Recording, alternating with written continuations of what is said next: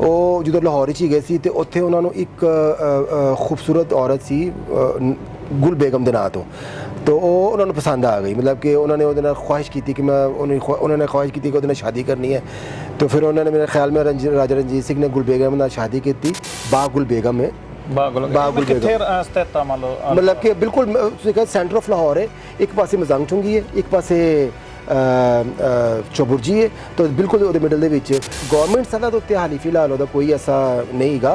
लेकिन पिछे जो कुछ 8-10 साल पहले की गल है कि उत्थे औकाफ के कुछ बंदे आए उन्होंने चेक आके किया और डॉक्यूमेंट्री बनाई गई सी उस जगह की जिथे गुल बेगम दफन है, जिथे महाराजा रणजीत सिंह दफन है।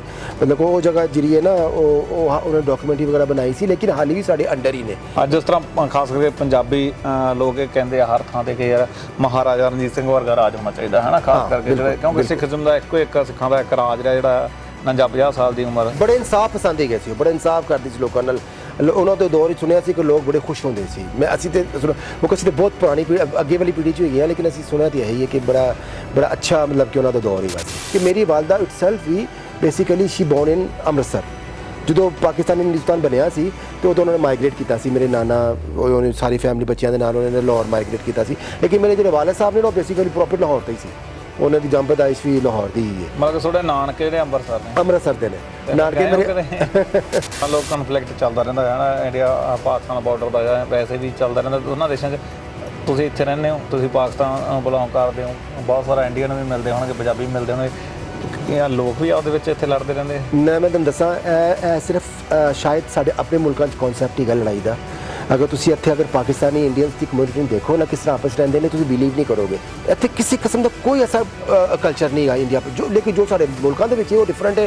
क्यों है मैं नहीं पता है, लेकिन जो भी नहीं होना चाहिए। लेकिन इत्थे यूए दे ऐसा कोई कल्चर है ही नहीं, अपनी सब भरा भैन भरा बन के रहते हैं। सत श्री अकाल दोस्तों, मैं गुरप्रीत कोटली ते अज तुहानूं एक बहुत ही दिलचस्प इतिहास जिहड़ा हैगा सुणाउण जा रहा। मेरे नाल पाकिस्तानी भरा ने, मुस्लिम कम्यूनिटी नूं बिलोंग करदे ने, पर यह महाराजा रणजीत सिंह दी वंश दे विचों ने, मतलब कि महाराजा रणजीत सिंह दी औलाद दे विचों ने। किवें ने वो बारे गल करांगे। कारण है क्योंकि तुसीं यूट्यूब ते कई बार आपां जदों विकीपीडिया ते सर्च करदे हां देखदे हां गुल बेगम नां दा जिहड़ा हैगा बहुत वड्डा बाग आ ਉਹ ਲਾਹੌਰ ਦੇ ਵਿੱਚ ਹੈ। ਕੌਣ ਸੀਗੇ ਗੁਲ ਬੇਗਮ, ਉਹਨਾਂ ਦਾ ਕੀ ਰਿਸ਼ਤਾ ਸੀ ਮਹਾਰਾਜਾ ਰਣਜੀਤ ਸਿੰਘ ਨਾਲ, ਤੇ ਉਹਨਾਂ ਦੇ ਕਿਸ ਤਰ੍ਹਾਂ ਔਲਾਦ ਨੇ ਉਹਦੇ ਬਾਰੇ। ਸੋ ਪਹਿਲਾਂ ਤਾਂ ਬਾਈ ਸਤਿ ਸ਼੍ਰੀ ਅਕਾਲ। ਸਤਿ ਸ਼੍ਰੀ ਅਕਾਲ ਜੀ। ਤੇ ਆਪਣੇ ਬਾਰੇ ਥੋੜਾ ਜਿਹਾ ਇੰਟਰੋਡਕਸ਼ਨ ਦਿਓ ਵੀ ਕਿੱਥੋਂ ਆ ਤੁਸੀਂ, ਤੇ ਥੋੜਾ ਜਿਹਾ ਪਤਾ ਲੱਗੇ ਲੋਕਾਂ ਨੂੰ। ਦੇਖੋ ਜੀ, ਅਸੀਂ ਬੇਸਿਕਲੀ ਅਸੀਂ ਪ੍ਰੋਪਰ ਲਾਹੌਰ ਤੋਂ ਤਾਲੁਕ ਰੱਖਦੇ ਹਾਂ। ਘਰ ਮੇਰਾ ਜਿਹੜਾ ਸਾਡਾ ਬਾਈ ਘਰ ਹੈ ਉਹ ਮਜ਼ੰਗ ਦੇ ਵਿੱਚ ਹੀਗਾ। ਤੇ ਲੇਕਿਨ ਜਿਹੜਾ ਹੁਣ ਜ਼ਾਰੀ ਗੱਲ ਹੈ ਹੁਣ ਵਕਤ ਦੇ ਨਾਲ ਜਿਹੜਾ ਨਾ ਇਨਸਾਨ ਤਰੱਕੀ ਕਰਦਾ, ਤੇ ਅਸੀਂ ਉੱਥੋਂ ਸ਼ਹਿਰ ਦੇ ਵਿੱਚੋਂ ਨਿਕਲ ਕੇ ਜਦੋਂ ਥੋੜ੍ਹਾ ਆਊਟਸਕਰਟ ਜਿਹੜਾ ਲਾਹੌਰ ਉੱਥੇ ਅਸੀਂ ਸਾਡੀ ਰਾਇਸ਼ ਪਜ਼ੀਰ ਹੈ ਬੇਸਿਕਲੀ ਹੁਣ ਡਿਫੈਂਸ ਦੇ ਵਿੱਚ। ਤੇ ਜਿਵੇਂ ਤੁਹਾਡਾ ਜਿਹੜਾ ਵੰਸ਼ ਆ ਉਹ ਮਹਾਰਾਜਾ ਰਣਜੀਤ ਸਿੰਘ ਦੇ ਮਤਲਬ ਵੰਸ਼ ਦੇ ਵਿੱਚ ਆਉਂਦਾ, ਕਿਸ ਤਰ੍ਹਾਂ ਇਹ ਤੁਸੀਂ ਇਹਨੂੰ ਜਸਟੀਫਾਈ ਕਰੋਗੇ ਜੀ?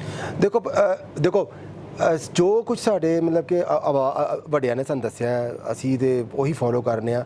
ਕਿ ਸਾਨੂੰ ਇਹੀ ਦੱਸਿਆ ਗਿਆ ਸੀ ਕਿ ਅਸੀਂ ਜਿਹੜਾ ਨਾ ਬੇਸਿਕਲੀ ਜਿਹੜਾ ਮਹਾਰਾਜਾ ਰਣਜੀਤ ਸਿੰਘ ਸੀ ਨਾ, ਉਹ ਜਦੋਂ ਲਾਹੌਰ 'ਚ ਹੀ ਗਏ ਸੀ ਤੇ ਉੱਥੇ ਉਹਨਾਂ ਨੂੰ ਇੱਕ ਖੂਬਸੂਰਤ ਔਰਤ ਸੀ ਗੁਲ ਬੇਗਮ ਦੇ ਨਾਂ ਤੋਂ।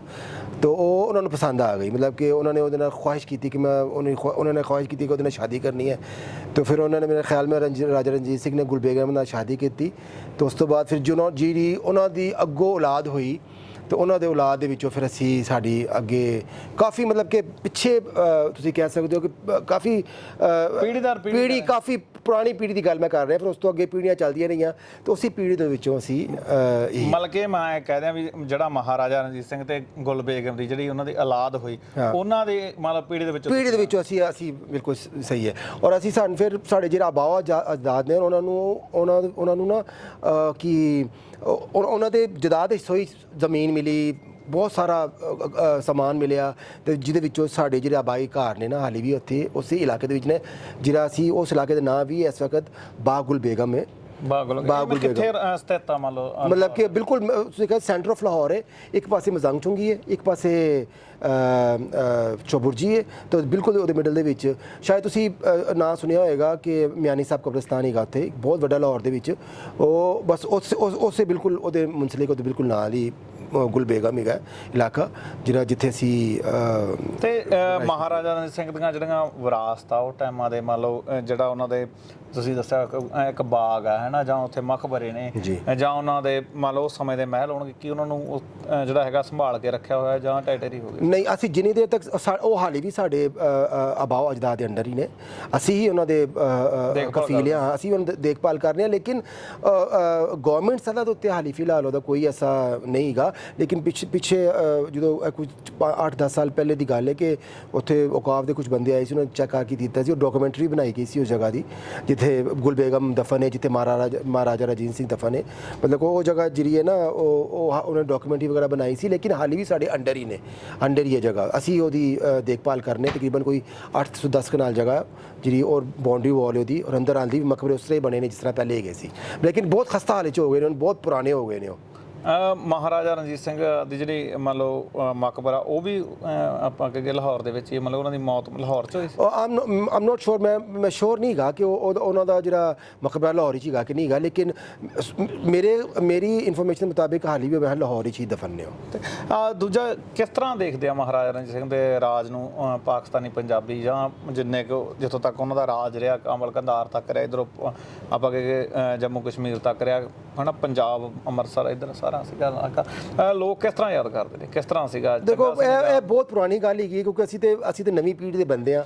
ਹੁਣ ਅਸੀਂ ਇੰਨਾ ਤੇ ਮੈਂ ਨਹੀਂ ਜਾਣਦਾ ਉਸ ਬਾਰੇ ਦੇ ਵਿੱਚ, ਲੇਕਿਨ ਬਸ ਅਸੀਂ ਤੇ ਇੰਨਾ ਕੀ ਜਾਣਦੇ ਕਿ ਕਿਉਂਕਿ ਅਸੀਂ ਉਹਨਾਂ ਦੀ ਪੀੜ੍ਹੀਆਂ 'ਚੋਂ ਹੈਗੇ ਹਾਂ, ਅਤੇ ਜਿਹੜਾ ਨਾ ਲੇਕਿਨ ਹਾਲੀ ਵੀ ਲੋਕ ਜਿਹੜਾ ਨਾ ਉਹਨਾਂ ਨੂੰ ਅੱਛੀ ਨਿਗਾਹ ਨਾਲ ਯਾਦ ਕਰਦੇ ਨੇ, ਅੱਛੀ ਮਤਲਬ ਉਹਦੇ ਬਾਰੇ ਅੱਛੇ ਹੀ ਤਾਸੁਰਾਤ ਰੱਖਦੇ ਨੇ, ਕਿਉਂਕਿ ਅਸੀਂ ਤਾਂ ਕਦੀ ਸੁਣਿਆ ਨਹੀਂ ਕਿਸੇ ਕੋ ਬੁਰਾ ਉਹਨਾਂ ਦੇ ਬਾਰੇ 'ਚ, ਲੇਕਿਨ ਅੱਛੇ ਹੀ ਲੋਕ ਤਾਸੁਰਾਤ ਰੱਖਦੇ ਨੇ। ਅੱਜ ਜਿਸ ਤਰ੍ਹਾਂ ਖਾਸ ਕਰਕੇ ਪੰਜਾਬੀ ਲੋਕ ਇਹ ਕਹਿੰਦੇ ਆ ਹਰ ਥਾਂ ਤੇ ਕਿ ਯਾਰ ਮਹਾਰਾਜਾ ਰਣਜੀਤ ਸਿੰਘ ਵਰਗਾ ਰਾਜ ਹੋਣਾ ਚਾਹੀਦਾ ਹੈ ਨਾ, ਖਾਸ ਕਰਕੇ ਜਿਹੜੇ, ਕਿਉਂਕਿ ਸਿੱਖੀਜ਼ਮ ਦਾ ਇੱਕੋ ਇੱਕ ਸਿੱਖਾਂ ਦਾ ਇੱਕ ਰਾਜ ਰਿਹਾ ਜਿਹੜਾ 49-50 ਸਾਲ ਦੀ ਉਮਰ। ਬੜੇ ਇਨਸਾਫ ਪਸੰਦ ਹੈਗੇ ਸੀ ਉਹ, ਬੜਾ ਇਨਸਾਫ ਕਰਦੇ ਸੀ ਲੋਕਾਂ ਨਾਲ।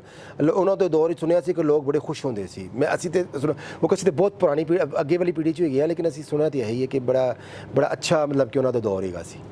ਤੇ ਹੁਣ ਅੱਜ ਤੁਸੀਂ ਮੰਨ ਲਓ ਆਪਾਂ ਹੁਣ ਇੱਥੇ ਦੁਬਈ 'ਚ ਬੈਠੇ ਆ ਨਾ, ਕਿਸ ਤਰ੍ਹਾਂ ਮੰਨ ਲਓ ਮਾਈਗ੍ਰੇਸ਼ਨ ਆ ਜਿਹੜੀ ਪੰਜਾਬ ਦੇ ਵਿੱਚ, ਖਾਸ ਕਰਕੇ ਪਾਕਿਸਤਾਨੀ ਪੰਜਾਬ ਦੇ ਵਿੱਚ, ਉੱਥੇ ਵੀ ਮਾਈਗ੍ਰੇਸ਼ਨ ਹੈ ਕਿ ਉਹਦੇ ਤਾਂ ਇੱਕ ਐਗਜ਼ਾਮਪਲ ਤੁਸੀਂ ਵੀ ਹੋ, ਪਰ ਕਿੰਨੇ ਜਿਵੇਂ ਜੇਕਰ ਕਿ ਇੰਡੀਆ ਵਾਲੇ ਪੰਜਾਬ ਦੀ ਗੱਲ ਕਰੀਏ ਤਾਂ ਉੱਥੇ ਲਗਭਗ ਕਿ ਹਰ ਇੱਕ 50 ਤੋਂ 60% ਲੋਕ ਛੋਟੇ ਮੋਟੇ ਵੱਡੇ ਦੇਸ਼ਾਂ ਨੂੰ ਹਰ ਨੂੰ ਗਏ, ਚਾਹੇ ਯੂਏ ਆਏ, ਦੁਬਈ ਆ, ਹੈ ਨਾ, ਤੇ ਚਾਹੇ ਕੈਨੇਡਾ ਅਮਰੀਕਾ ਚਲੇ ਗਏ। ਕਿੰਨੇ ਪਾਕਿਸਤਾਨੀ ਪੰਜਾਬੀ ਵੀ ਜਿਹੜਾ ਪਲਾਇਨ ਵਿਸ਼ਵਾਸ ਰੱਖਦੇ? ਫਿਰ ਦੇਖੋ ਮੇਰੀ ਗੱਲ ਸੁਣੋ, ਇਹ ਤਾਂ ਡਿਪੈਂਡ ਕਰਦਾ ਕਿ ਤੁਸੀਂ ਹੁਣ ਪਾਕਿਸਤਾਨ ਲਾਹੌਰ ਦੇ ਵਿੱਚ ਬੇਸਿਕਲੀ ਇਸੇ ਮੈਟਰੋਪੋਲੀਟਨ ਸਿਟੀ, ਲਾਹੌਰ ਦੇ ਵਿੱਚ ਹਰ ਤਰ੍ਹਾਂ ਦਾ ਹਰ ਦੇਸ਼ ਦਾ ਬੰਦਾ ਆਉਂਦਾ। ਹੁਣ ਅਸੀਂ ਦੇਖਦੇ ਸਾਡੇ ਲਾਹੌਰ ਦੇ ਵਿੱਚ ਹਿੰਦੂ ਵੀ ਨੇ, ਸਾਡੇ ਲਾਹੌਰ ਦੇ ਵਿੱਚ ਸਿੱਖ ਵੀ ਨੇ, ਅਸੀਂ ਮੁਸਲਮਾਨ ਵੀ ਹਾਂ, ਲੇਕਿਨ ਬੇਸਿਕਲੀ ਲਾਹੌਰ ਜੋ ਹੈ ਨਾ ਉਹ ਤੁਸੀਂ ਕਹਿ ਸਕਦੇ ਹੋ ਜ਼ਿਆਦਾ ਤਾਦਾਦ ਜਿਹੜੀ ਨੇ ਮੁਸਲਮਾਨਾਂ ਦੀ ਹੈ। ਉਹ ਲੋਕ ਬਾਹਰ ਵੀ ਜਾਂਦੇ ਨੇ ਕੰਮ ਕਰਨ। ਅਸੀਂ ਵੀ ਦੇਖੋ, ਮੈਨੂੰ ਵੀ ਅੱਜ 22 ਸਾਲ ਹੋ ਗਏ ਨੇ, ਮੈਂ ਆਪਣੇ ਮੁਲਕ ਨੂੰ ਛੱਡ ਕੇ ਇੱਥੇ UAE 'ਚ ਆਇਆ, ਮੈਂ ਵੀ ਜੌਬ ਕਰਨਾ, ਮੈਂ ਵੀ ਕੰਮ ਕਰਨਾ ਇੱਥੇ, ਲੇਕਿਨ ਇਹ ਡਿਪੈਂਡ ਕਰਦਾ ਮਤਲਬ ਕਿ ਅਗਰ ਤੁਸੀਂ ਵੈਲ ਸੈਟਲਡ ਹੋ ਆਪਣੇ ਮੁਲਕ ਦੇ ਵਿੱਚ ਤਾਂ ਕੋਈ ਲੋਕ ਨਹੀਂ ਆਉਂਦੇ, ਜਿਹੜੇ ਸਮਝਦੇ ਨੇ ਕਿ ਨਹੀਂ ਯਾਰ ਸਾਨੂੰ ਬਾਹਰ ਜਾ ਕੇ ਆਪਣੀ ਓਪਰਚੁਨਿਟੀਜ਼ ਦੇਖਣੀ ਚਾਹੀਦੀਆਂ, ਤਾਂ ਉਹ ਬਾਹਰ ਨਿਕਲ ਆਉਂਦੇ ਨੇ। ਲੇਕਿਨ ਇਹ ਹੈ ਕਿ ਕਾਫੀ ਜਦੋਂ ਮੈਂ ਆਪਣੀ ਤੁਹਾਨੂੰ ਵਾਲਦਾ ਦੀ ਐਗਜ਼ਾਮਪਲ ਦੇ ਦੇਣਾ ਕਿ ਮੇਰੀ ਵਾਲਦਾ itself we basically Shri born in Amritsar. ਜਦੋਂ ਪਾਕਿਸਤਾਨ ਹਿੰਦੁਸਤਾਨ ਬਣਿਆ ਸੀ ਤੇ ਉਦੋਂ ਉਹਨਾਂ ਨੇ ਮਾਈਗ੍ਰੇਟ ਕੀਤਾ ਸੀ, ਮੇਰੇ ਨਾਨਾ ਉਹਨੇ ਸਾਰੀ ਫੈਮਿਲੀ ਬੱਚਿਆਂ ਦੇ ਨਾਲ ਉਹਨਾਂ ਨੇ ਲਾਹੌਰ ਮਾਈਗ੍ਰੇਟ ਕੀਤਾ ਸੀ। ਲੇਕਿਨ ਮੇਰੇ ਜਿਹੜੇ ਵਾਲਿਦ ਸਾਹਿਬ ਨੇ ਉਹ ਬੇਸਿਕਲੀ ਪ੍ਰੋਪਰ ਲਾਹੌਰ ਤੋਂ ਹੀ ਸੀ, ਉਹਨਾਂ ਦੀ ਜੰਮ ਪੈਦਾਇਸ਼ ਵੀ ਲਾਹੌਰ ਦੀ ਹੀ ਹੈ। ਮਤਲਬ ਕਿ ਤੁਹਾਡੇ ਨਾਨਕੇ ਜਿਹੜੇ ਅੰਮ੍ਰਿਤਸਰ ਦੇ ਨੇ ਨਾਨਕੇ ਮੇਰੇ।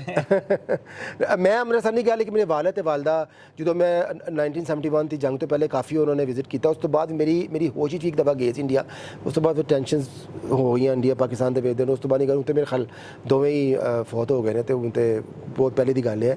ਲੇਕਿਨ ਹਾਂ ਬਿਲਕੁਲ ਇੰਡੀਆ ਵਿਜ਼ਿਟ ਕਰਦੇ ਸੀ, ਬਲਕਿ ਮੈਂ basically being as a person ਮੈਨੂੰ ਬਹੁਤ ਸ਼ੌਕ ਹੈਗਾ ਤਾਜ ਮਹਿਲ ਦੇਖਣ ਦਾ, ਕਿ ਮੈਂ ਜਾ ਕੇ ਤਾਜ ਮਹਿਲ ਜ਼ਰੂਰ ਦੇਖਾਂ ਆਪਣੀ ਅੱਖਾਂ ਨਾਲ, ਲੇਕਿਨ ਕਿਉਂਕਿ ਟੈਨਸ਼ਨ ਇੰਨੀ ਹੀ ਹੈ ਕਿ ਅਸੀਂ ਇੰਡੀਆ ਜਾ ਨਹੀਂ ਸਕਦੇ। ਮੰਨ ਲਓ ਜਿਵੇਂ ਮੰਨ ਲਓ ਕਨਫਲਿਕਟ ਚੱਲਦਾ ਰਹਿੰਦਾ ਹੈ ਨਾ ਇੰਡੀਆ ਪਾਕਿਸਤਾਨ ਬਾਰਡਰ ਦਾ, ਜਾਂ ਵੈਸੇ ਵੀ ਚੱਲਦਾ ਰਹਿੰਦਾ ਦੋਨਾਂ ਦੇਸ਼ਾਂ 'ਚ।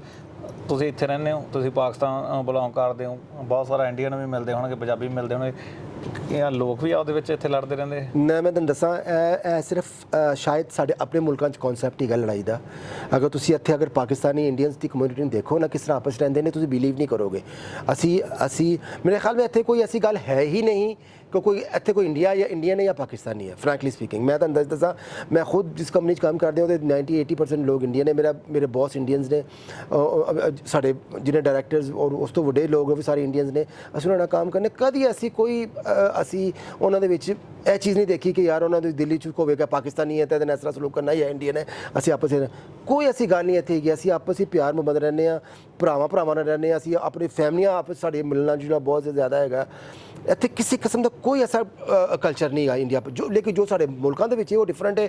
ਕਿਉਂ ਹੈ ਮੈਨੂੰ ਨਹੀਂ ਪਤਾ ਹੈਗਾ, ਲੇਕਿਨ ਜੋ ਵੀ ਨਹੀਂ ਹੋਣਾ ਚਾਹੀਦਾ। ਲੇਕਿਨ ਇੱਥੇ ਜੂਏ ਦੇ ਵਿੱਚ ਐਸਾ ਕੋਈ ਕਲਚਰ ਹੈ ਹੀ ਨਹੀਂ। ਆਪੇ ਸਭ ਭਰਾ ਭੈਣ ਭਰਾ ਬਣ ਕੇ ਰਹਿੰਦੇ ਨੇ ਇੱਥੇ। ਮਤਲਬ ਕਿ ਜਿਹੜਾ ਹੈਗਾ ਤੁਸੀਂ ਕਹੋਗੇ ਗਵਰਨਮੈਂਟ ਦਾ ਕਨਫਲਿਕਟ ਆ ਆਪਦਾ, ਪਰ ਲੋਕਾਂ ਦੇ ਮਨਾਂ 'ਚ ਖਟਾਸ ਹੈ। ਲੋਕਾਂ ਦੀ ਬਿਲਕੁਲ ਨਹੀਂ ਹੈਗਾ। ਮੈਂ ਨਹੀਂ ਦੇਖਿਆ ਅੱਜ ਤੱਕ। ਮੈਨੂੰ ਅੱਜ 22 ਸਾਲ ਹੋ ਗਏ ਨੇ। ਮੈਂ 11-12 ਸਾਲ ਮੈਂ ਇੰਡੀਅਨ ਕੰਪਨੀ 'ਚ ਕੰਮ ਕੀਤਾ, ਹੁਣ ਮੈਂ ਮਲਟੀਨੈਸ਼ਨਲ 'ਚ ਕੰਮ ਕਰਨਾ ਪਿਆ। ਮੈਂ ਨਹੀਂ ਅੱਜ ਤੱਕ ਦੇਖਿਆ ਕਿ ਕਦੀ ਕੋਈ ਇੰਡੀਅਨ ਪਾਕਿਸਤਾਨੀ ਦੇ ਦਰਮਿਆਨ ਕਨਫਲਿਕਟ ਹੋਇਆ ਹੋਵੇ। ਅਸੀਂ ਆਪਸ ਵਿੱਚ ਬਹੁਤ ਪਿਆਰ ਮੁਹੱਬਤ ਨਾਲ ਰਹਿੰਦੇ ਹਾਂ। ਅਸੀਂ ਕੰਮ ਕਰਨੇ ਹਾਂ, ਸਾਡੇ ਟਰਮਸ ਨੇ, ਫੈਮਿਲੀ ਟਰਮਸ ਨੇ। ਲੋਕ ਸਾਡੇ ਘਰ ਆਉਂਦੇ ਨੇ, ਅਸੀਂ ਜਾਂਦੇ ਹਾਂ। ਅਸੀਂ ਨੋਨ ਵੈਜੀਟੇਰੀਅਨ ਹਾਂ, ਅਸੀਂ ਵੈਜੀਟੇਰੀਅਨਸ ਨਾਲ ਵੀ ਮਿਲਦੇ ਹਾਂ। ਸਾਡੇ ਘਰ ਲੋਕ ਵੈਜੀਟੇਰੀਅਨਸ ਆਉਂਦੇ ਨੇ, ਅਸੀਂ ਉਹਨਾਂ ਦੀ ਦਾਵਤਾਂ ਵੀ ਕਰਨੇ ਹਾਂ। ਤੇ ਬੀਇੰਗ ਐਜ਼ ਅ ਵੈਜੀਟੇਰੀਅਨ ਅਸੀਂ ਕਰਨੇ ਹਾਂ। ਅਸੀਂ ਕਦੀ ਉਹਨਾਂ ਨੂੰ ਨੋਨ ਵੈਜ ਆਫਰ ਹੀ ਨਹੀਂ ਕੀਤਾ। ਮਤਲਬ ਕਿ ਇਸ ਤਰ੍ਹਾਂ ਅਸੀਂ ਆਪਸ ਵਿੱਚ ਇੱਕ ਦੂਸਰੇ ਨਾਲ ਸਾਡਾ ਐਡਾ ਪਿਆਰ ਮੁਹੱਬਤ ਮਿਲਣਾ ਜੁਲਣਾ ਹੈਗਾ। ਤੇ ਅੰਤ ਤੇ ਜਿਹੜਾ ਹੈਗਾ, ਜਿਹੜੇ ਲੋਕ ਤੁਹਾਨੂੰ ਦੇਖਦੇ ਆ ਮਤਲਬ ਭਾਰਤ ਤੇ ਪਾਕਿਸਤਾਨੀ ਪੂਰੀ ਦੁਨੀਆ ਦੇ ਵਿੱਚ, ਕੀ ਸੰਦੇਸ਼ ਦੇਣਾ ਚਾਹੋਗੇ? ਮੈਂ ਤਾਂ ਇਹ ਕਹਿਣਾ ਚਾਹਾਂਗਾ ਕਿ ਆਪਸ ਵਿੱਚ ਪਿਆਰ ਮੁਹੱਬਤ ਰੱਖੋ।